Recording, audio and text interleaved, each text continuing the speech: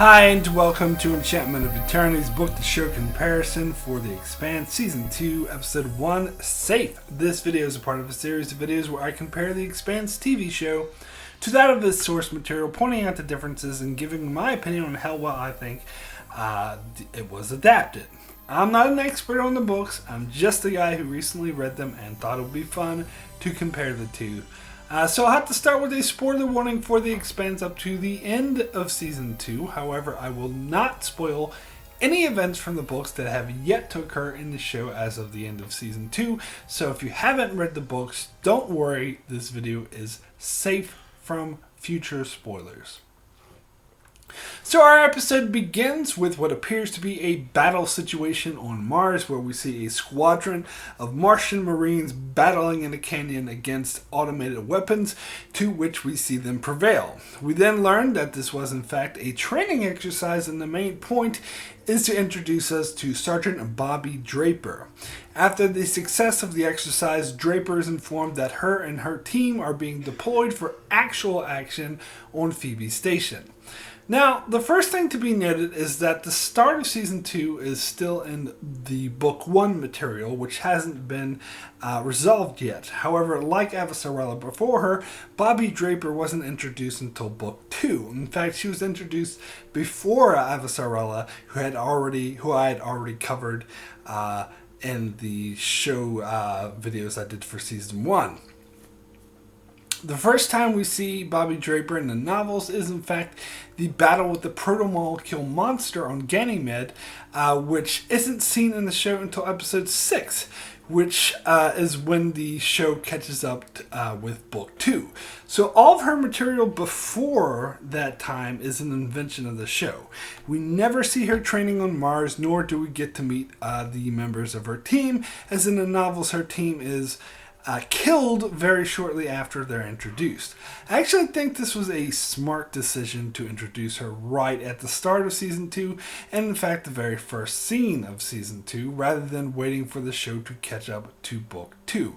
I think it adds a lot of flavor to the show that we are already well familiar with. Bobby Draper before the attack on Ganymede makes her a fully fleshed out character.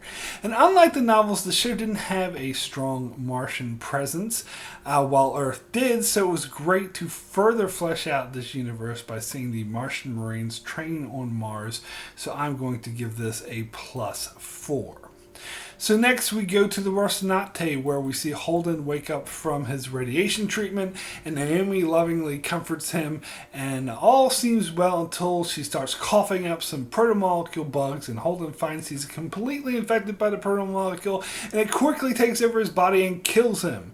Then, surprise, surprise, we find out this was all just a dream that Holden was having as he wakes up to find he's fine. So this reminds me of the sequence in Aliens where Ripley wakes up after her hypersleep, but then an alien bursts out of her chest, but then we find out it's just a dream. And I always think there was a sequence like that and with Sarah Connor in Terminator 2. In fact, there's probably dozens of films and shows that have a scene like this. In short, it's a cliche. While I feel this type of scene worked in Aliens and Terminator 2, here I don't really see that it actually adds anything to the characters and seem more there to just fake out the audience. So it's kind of a waste of time. Plus, this trope has become too much of a cliche over the years, so I'm going to give this a -2. So then we see Amos trying to crack open a safe while Naomi monitors him from inside the ship.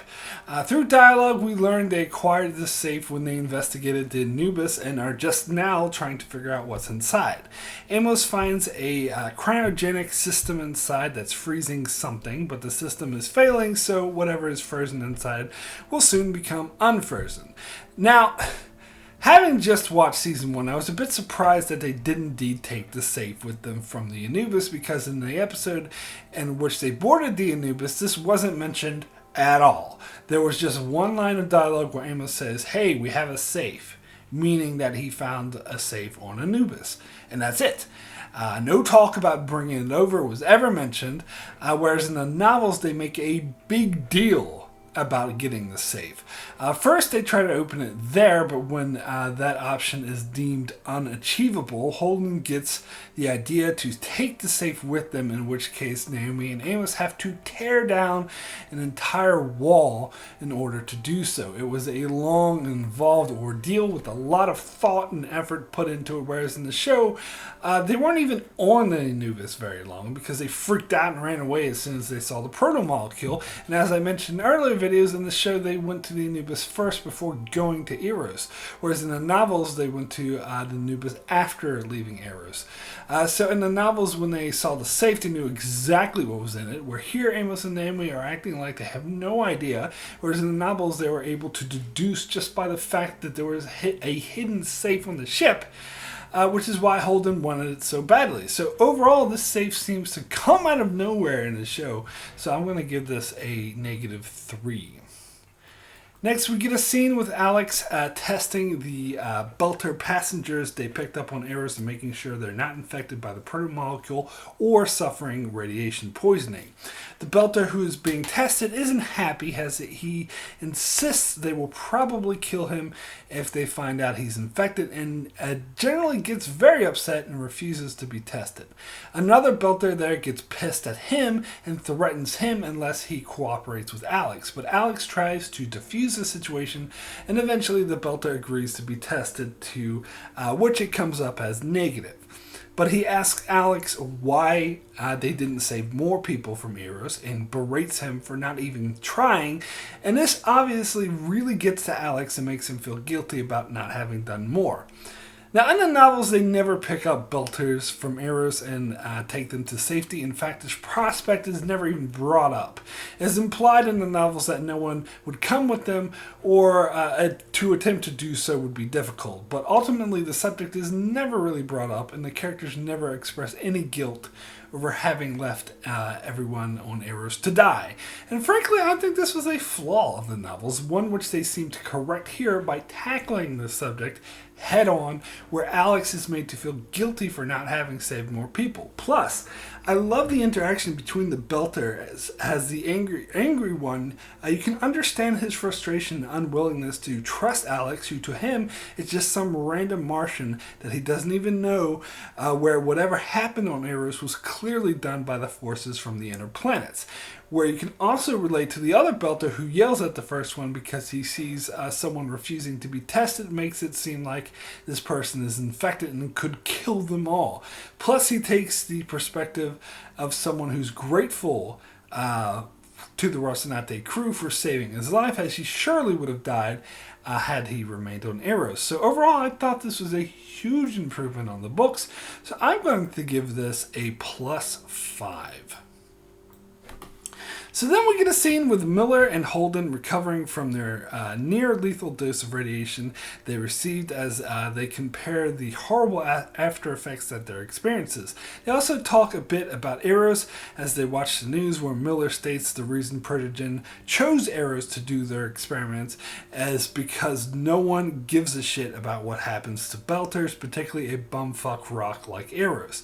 Has someone on the news complains that nothing is being done to help the victims of Eros. Holden still maintains that they're still good in people, and Miller scoffs at his optimism. But then Holden thanks Miller for saving his life, stating that he would never made it off Eros had it not been for him, and Miller thanks Holden for giving him a ride off of Eros. Now, there are a series of scenes similar to these in the novels, with Holden and Miller recovering from their disease. However, the focus is more on a conflict that arose out of Holden revealing to the solar system at large that the stealth ships were built by Earth, which at this stage started an Earth-Mars war. So most of their conversation revolves around Miller blasting him for being irresponsible, with revealing information to the whole solar system that ends up starting wars. Also, it's more implicitly stated that the reason why no one is doing anything to help Eros is because everyone's focus is on the new conflict between Earth and Mars. And although Holden and Miller never outright thanked each other like this in the novels, you do get the sense that they were both grateful to each other for helping one another survive Eros, and that they did in fact grow closer because of this, which you can see here in the show. I actually prefer the show's version, as I was never a fan of the whole storyline of Holden starting wars and Miller hating him because of it. And I'm glad it was dropped. Also, it's great to see Holden and Miller form a bond in the show like they did in the books, so I'm going to give this a +3.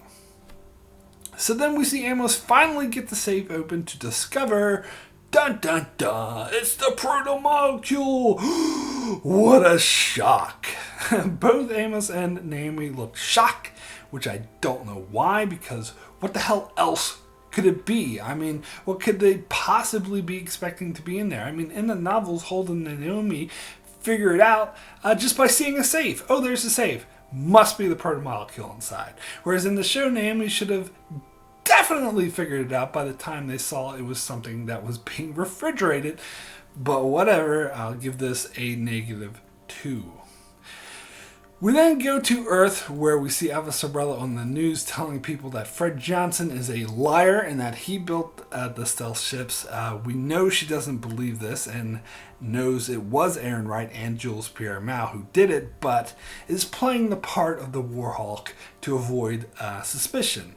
However, her becoming the face of the Earthers against the OPA has drawn unwanted attention as the OPA attempts to kill her by blowing up the jet she's about to board. So in the show, we're still before the point Avasarala is introduced in the book, so this is still all new material for her. She was never forced to act like a Warhawk to keep Aaron Wright off balance, and the OPA certainly never tried to assassinate her like this. In fact, in the novels, they were not shown as this capable of attempting to kill high-ranking officials on Earth like this, but I do like the show's dynamic of how Avasarala is becoming a public figure calling for war against the OPA, while behind the scenes she believes Johnson is working to undermine Aaron Wright. So I'll give this a +1. So then we cut back to the Rosinante, where the crew are watching a recording of Dresden giving lab notes of the Proto-Molecule that shows that they infected people on Phoebe, but plan to introduce it to a larger population, which is what they did on Eros. It's never stated but implied that these lab notes were recovered with the safe. Miller then comes in and demands that they go after the space station that is the base of this study, which they found by tracking transmissions from Eros, but Holden insists they can't take them on by themselves, so they need to go to Tycho Station first. So in the novels, while they are on the Anubis, Miller and Holden find a corporate presentation of Dresden explaining what the Proto-Molecule is, where we get many of that same explanation here, that Phoebe itself was an extrasolar object that got caught in Saturn's moon, and that the Proto-Molecule was an alien entity implanted in Phoebe that was intended to land on Earth and infect Earth. Although the novels do go into a lot more detail like this. Also, the novels never state that Dresden used the Proto-Molecule on Phoebe, only that it was recovered from Phoebe, as it was a joint Mars-Earth outpost owned by Protogen that got their hands on it while they were there. Where here it's implied that the Martian scientists discovered it, but Protogen somehow learned of this and killed them and stole it from them, which is somewhat different. Also, there's a line here where Naomi scoffs at the fact that Dresden named it the Proto-Molecule, which really doesn't make any sense, as of course they have to give it a name. They can't just call it the thing. Doesn't make any sense, as of course, yeah, they have to give it a name. This just seems like a bad adaptation from the novels, where there's a corporate presentation where Dresden presents the Proto-Molecule as if it's just another product to be tested and sold, and not a strange alien entity that could kill them all. So Miller scoffs that they're just slapping a label on it as if they own it, which makes a lot more sense than what Naomi says here. Also, Miller never directly insists that they attack the station on their own, as he's smart enough to realize that they don't have the firepower to take on the station by themselves, and knows that they need to go to Tycho first, where he pitches the plan to Fred Johnson. Also, they don't know where the station is at this stage in the books. There's something, this is something that they don't figure out until they're on Tycho station, which they figure out by different means, which I'll get to later on. Anyway, overall, thought the books did this way better, so I'm going to give this a -3. So then we cut over to a Martian ship where we see Bobby Draper arm wrestling with an automated armor, which she defeats, and people cheer as they see it as a huge accomplishment. We then see Draper and her squad shooting the shit, which leads to them picking on one member of their team who's from Earth, and he's being discriminated on because of it. But Draper ultimately doesn't put up with it, but is interrupted by her superior, who demands an audience. There he plays her a tape of what the Dollinger discovered on Phoebe, that all the scientists were killed. So they're sent to Phoebe to investigate, but Draper is out for blood on Earth for the destruction of the Dollinger, but her superior, Lieutenant Sutton, urges caution instead, saying that a war with Earth is something to be avoided at all costs, as it could mean the end of the human race, but Draper isn't so convinced. So, as I mentioned earlier, none of this was in the novels, as Draper's storyline doesn't even begin until much later, so the mission to Phoebe never happened, and as I just mentioned, it wasn't attacked in the books by Protogen as it was in the show. Also, all these other characters, including Sutton, were created for the show and don't exist in the books. Overall, I love the fact that we learn more about Draper and the overall Martian mentality, as in the novels they just introduce her with the monster attack on Ganymede, and I think it adds so much more to get familiar with her first, so I'm going to give this a +2. So then we cut over to Aaron Wright conferring with Jules Pierre Mao about his concerns over the fact that Mars has dispatched a ship to Phoebe, and over the fact that someone might breach the Arrow's quarantine, but Mao doesn't seem concerned and belittles Aaron Wright for worrying so much. As Aaron Wright whines, Mao threatens him, making it clear who's really in charge, as he orders Aaron Wright to send a UN ship to stop Mars. He also talks about how broken up he is over his daughter's death, whom he sacrificed for the greater good, so warns him never to talk to him about sacrifice again. Now, this scene was great, as we never got anything close to this in the books. We never really got the villain's perspective at all. And the relationship between Aaron Wright and Mao was purely speculative, other than the fact that Eva Sorella knew Aaron Wright was on Mao's payroll. It's possible that the two never actually talked to each other like this. And I think it adds so much to the story to actually see this and to get more insight into Mao and how he's actually broken up by Julie's death, but is blinded by his delusions of grandeur. So, yeah, it's really good. So I'll give this a +4. We then see Naomi giving the radiation medicine to Holder and Miller, and tells them they'll have to take this medicine every day for the rest of their lives, and informs them that they'll never be able to have children as the radiation made them infertile. But Holden states that he has sperm on ice through the Navy. So in the novels, this is also the case, that they had to take this medicine for the rest of their lives. In fact, this will become a plot point for Holden in the books, in books 4 and book 7. However, in the novels, when Naomi told them they were infertile, she said, "I hope you have swimmers on ice somewhere." But it's never actually stated if they do or not, like it is in the show. But either way is fine, so I'm going to give this a 0. So then we follow Miller as he goes to get some coffee, but finds Amos there, and the two of them have it out over the fact that Amos killed his best friend Simatimba, where Miller challenges Amos if he thinks he would have survived without Simatimba. But then Amos explains that he had nothing against him, but as soon as he pulled a gun on Naomi, he signed his own death certificate. This doesn't appease Miller, who attacks Amos, but Amos beats the ever-loving snot out of Miller, who isn't anywhere near a match for him. Now, I gotta be honest, this scene bothered me a lot. I thought it was highly hypocritical of Miller to challenge Amos that he wouldn't be alive if it wasn't for Simatemba, because Miller wouldn't be alive if Amos hadn't killed Simatemba. And when Amos points this out to Miller, he just glosses over it, saying, "Oh, leaving was the right call." Bullshit! I'm sorry. I do not buy this for a second, as it makes no sense whatsoever. Miller is basically pissed off at Amos for saving his life. Now, you could argue that Miller is suicidal and doesn't value his own life that much, but that's categorically not true, as he struggled for survival in Eros, and he thanked Holden for saving his life, and in fact does have a reason to live, and that is to find Julie's killers.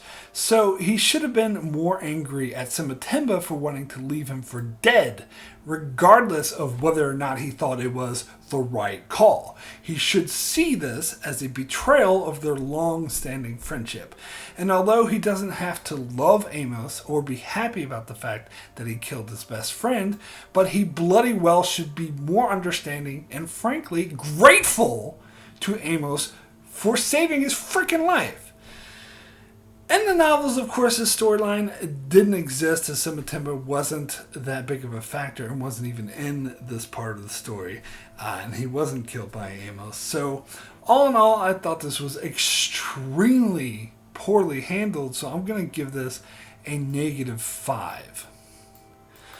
So next we go to Earth, where we get a War Council scene where Avasarala, Aaron Wright, and all the bigwigs meet with the UN Secretary General, where Aaron Wright tries to convince him to reposition all of the ships in the belt to protect their bases from Martian aggression. In other words, to take an aggressive stance against Mars.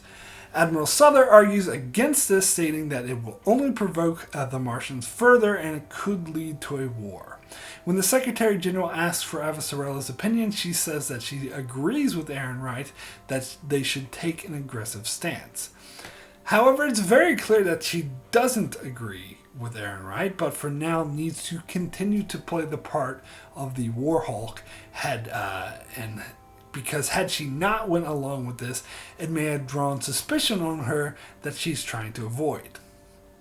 So no scene like this takes place in the novels. As I said, Earth started the war by blowing up a Martian moon as a preemptive strike when the allegations were made that Earth built the stealth ships. We never got a war room scene like this or any other scene from their perspective, so we can't be sure of why they attacked. Other than Holden stating that Earth has been preparing for a war against Mars for years. And even when Avasarala did appear in the novels, we never got war room scenes like this. Decisions and discussions like this were mostly explained through Avasarala's dialogue or musings, and we never got a full-on confrontation like this. But overall, I think it does a lot to explain and further the story, as well as being some great character moments, so I'm going to give this a +2. So another thing about this scene, as in this scene we're introduced to 2 new characters in the show, the first one being Secretary General Gillis. Now, Gillis in the novels doesn't appear that much and is someone Avasarala refers to as the bobblehead, as he has no real decision power and always just defers to whatever his advisors say, which is certainly how he's portrayed in this scene. In the novels, he was a war hero who became famous after having survived being held hostage for a long time, so mostly he's portrayed as a symbol with no real political skills to speak of. The other character we're introduced to is Admiral Neum. If I pronounce that, I probably pronounce it wrong. I'm really sorry. But Admiral Neum is in this scene is even more aggressive than Aaron Wright in wanting to go after Mars and does some hardcore saber rattling. In the novels, I think it's fair to say that he's portrayed as even a bigger and more prominent villain than Ehrenreich is. And frankly, the focus is more on him as the adversary, more so than Ehrenreich. Although it is established Ehrenreich has more power and that they are working together, Neum is a lot more present in the novels than Ehrenreich is.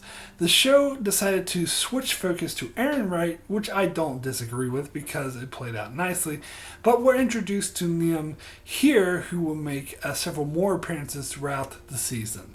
In the novels, he appeared mostly at the end of Book 2, which won't be covered in the show until Season 3, so it remains to be seen how big of a role he will play in the show. But he does appear to be Ehrenreich's lackey, just like he was in the books. So it's also consistent with the novels that he and Admiral Souther do not see eye to eye. So then we cut over to the Martian ship, again where Lieutenant Sutton is informed that the UN ship, the Nathan Hale, is burning to Phoebe to get there before them, which puzzles him on why Earth cares so much about Phoebe, which in turn makes him more curious about Phoebe, and he orders, and his orders are not to allow Phoebe to fall to Earth hands, so he orders Bobby Draper to prepare her troops. We then see her give a pep talk to her squad where she degrades Earth, and they obviously have a lot of hatred towards Earth. Now, in the novels, Earth and Mars are not in a Cold War, so relations between them were portrayed as more cordial, and Draper was never shown to have as much hatred toward them as she was in the show. However, I think this makes her character arc, where she ends up working with Avasarala, a lot more dynamic, so I'm going to give this a +2. So then we go back to Earth, where we see Avasarala meeting with a man named Cortiar to recruit him for her security detail. He apparently knew her son from the military and doesn't think too highly of her. He's established as an intelligence agent, but one with a Robin Hood complex who has been working freelance. He's not fond of Warhawks like her, but when she reveals that this Warhawk thing is all an act and that there's a conspiracy involving Ehrenreich, he reluctantly agrees to be her spy. So this character is actually an amalgamation of two book characters, but given a lot of original aspects as well. In the novels, there is a character named Cortiar who is the head of Avasarala's security, but he only appears in one sequence, the sequence on Jules Pierre Mal's ship that's portrayed in the show at the end of Season 2. He's never shown before or after that sequence, and so is implied was just her security detail for the time she was on Mal's ship. And it doesn't have this like banty back and forth relationship with Avasarala like he does in the show, and most certainly doesn't have a background with her son. Which leads me to another character he seems to be based on, her assistant or secretary, if you will, Soren, who does have the kind of quirky and sassy back and forth relationship with Avasarala and is seen as her main go-to man at the start of Book 2. However, the major difference with that character is that Soren turns out to be spying on her for Ehrenreich, so that aspect was definitely not given to Cortiar. And Cortiar, being an intelligence agent with that kind of background with knowing her son, was completely an invention of the show, and he's introduced much earlier to be someone she can play off of. And I actually think this brings a lot to the show, and he's actually a brilliant character that adds depth to Avasarala's storyline, so I'm going to give this a +4.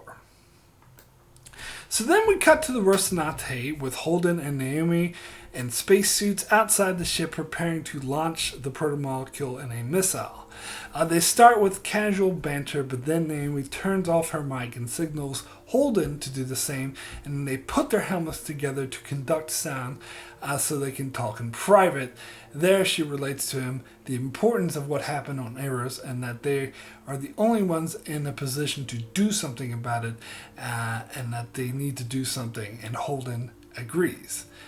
Now, in the novels, this putting your helmets together in order to talk, to conduct sounds through the helmets, is something that is mentioned that can be done, and they do this from time to time. Although it's usually in battle situations and parts where it's more practical rather than just for the hell of it. Now, a scene like this doesn't take place in the novels, but it's shown that they were affected by what happened on Eros, and they want to do something about it, but it's mainly Holden who is driving this cause. It's interesting to see Naomi be the one to convince him, which I like. Plus, this was a great character moment, so I'm going to give this a +1. So Alex then launches the missile with the Proto-Molecule into it in a random asteroid field in order to hide it so no one can get their hands on it.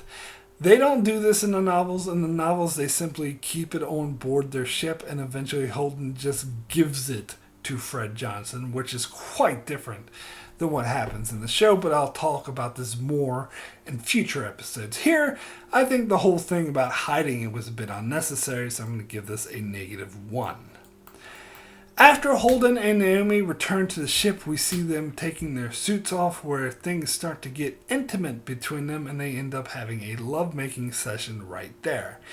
Now, this does seem like a natural continuation on the previous scene that was kind of intimate. However, in the novels, the two of them don't hook up until later on. In fact, Holden makes a move on Naomi right after recovering from his near-death experience on Eros, but is rejected by her. In fact, this becomes like an annoying character trait for Holden throughout this part of the book, where he becomes preoccupied with what Naomi thinks of him, which I actually find really annoying, to be honest. Where here they just cut straight to the chase and just have them go at it, which I think works much better, so I'm going to give this a +2. So then we cut to the action on Phoebe, where the Martian ship fires missiles on the UN ship while Draper prepares to make a ground assault on Phoebe. We then cut over to the war room on Earth, where Ehrenreich and Liam are advising the Secretary General to take aggressive moves against Mars. This time, however, Avasarala drops her Warhawk facade and warns against it. She tells Gillis that the captain of the UN ship is a cool-headed man that she's known since the academy, and suggests that he can be trusted to handle a situation like this as he needs to. This convinces Gillis to not take any aggressive action. But when they're in private, Souther then chats to Avasarala about the UN captain, stating that he never went to the academy, meaning that Avasarala was outright lying to Gillis because she doesn't know who this captain is. But since she did this to accomplish something that Souther wanted accomplished, he doesn't expose her. And I think this also is the first hint that Admiral Souther gets that Avasarala may actually be on his side. Now, again, nothing even close to this happens in the novels. I think it does a lot to add the dynamics between Souther and Avasarala and helps establish their character further, so I'm going to give this a +2. As the news comes in from Phoebe, it turns out that the Martian ship wasn't firing on the UN ship, but on Phoebe, and they destroyed Phoebe, which the UN doesn't seem all that concerned about, but you can tell Avasarala knows that something's up. So Ehrenreich is at ease about this because the reason he didn't want the Martians on Phoebe is he didn't want them to discover what happened there, so by destroying it, they are erasing the evidence for him. However, given what we learned later in the season that the Martian authorities acquired the rights to the Proto-Molecule, it's possible that the Martian higher-ups wanted the evidence destroyed as well. Now, in the novels, Phoebe was destroyed by Mars as a response to the UN destroying Deimos, the Martian moon, whereas in the show, it's the other way around. And they were already at war when they destroyed Phoebe. It's never mentioned directly if this had anything to do with the Proto-Molecule, but it must have. Anyway, I like the way that it's handled here a bit better. There's more focus and adds more to the story, so I'm going to give this a +1. So then we cut back to the Rosinante, where Miller says goodbye to Simatemba as he floats his body into space. Then Alex insists that the crew have a relaxing meal together, so he makes something akin to lasagna, but not made with real cheese, which is hard to come by in the outer planets. As they enjoy a friendly meal, they talk about a time where good cheese was available on Ceres. Miller then enters and adds to the conversation, saying that he remembers a time where he confiscated a lot of illegal cheese, and it all ended up disappearing as he and his fellow cops took it, while the governor of Ceres was oblivious to this and insisted that they catch these cheese thieves. The crew, including Amos, then lightens up to Miller and enjoys a good meal with him. Now, the scene is similar to one in the novels, except Miller and Amos didn't have this, huge accepting bygones be bygones moment thing like they did here in the show, because in the novels they were never mad at each other in the first place. And Miller was there eating with them from the very beginning. The cheese story was slightly different, as it had more to do with gang wars that propped up because of illegal cheese. And although Miller mentions that the cops ended up taking the confiscated cheese for themselves, there was nothing about the governor of Ceres wanting them to catch the cheese thieves. But all in all, pretty much the same, except for the whole bit with Amos visibly removing his tools so Miller could sit down, which I thought was kind of cheesy. You see what I did there? Cheat on. Anyway, I'm going to give this a -1. So then we cut to the Martian ship, where Lieutenant Sutton confronts Draper on why the ground mission was called off, and he explains it's because they learned the UN troops were triple the size of what Draper had. But Draper was still insistent that she could have beaten them, and then tells him that perhaps avoiding a war with Earth is the wrong tactic, and Mars maybe needs a war in order to move forward. So again, nothing like this happens in the novels, as here they're establishing a tone that Draper is spoiling for war, while her superiors are trying to avoid it. It kind of reminds me of the film Jarhead, which I really liked, so I'm going to give this a +1. So my final adaptation score for Safe is +17. Going straight from Season 1 to this episode, I noticed a stark contrast in quality, as the quality of Season 2 in general is just much better. But there are still moments of the episode where it kind of fumbles the storylines from the books, but overall this episode was a very strong adaptation. So that's it for my book-to-show comparison for The Expanse Season 2 Episode 1. I'll be back in just a few days with my book-to-show comparison for Season 2 Episode 2.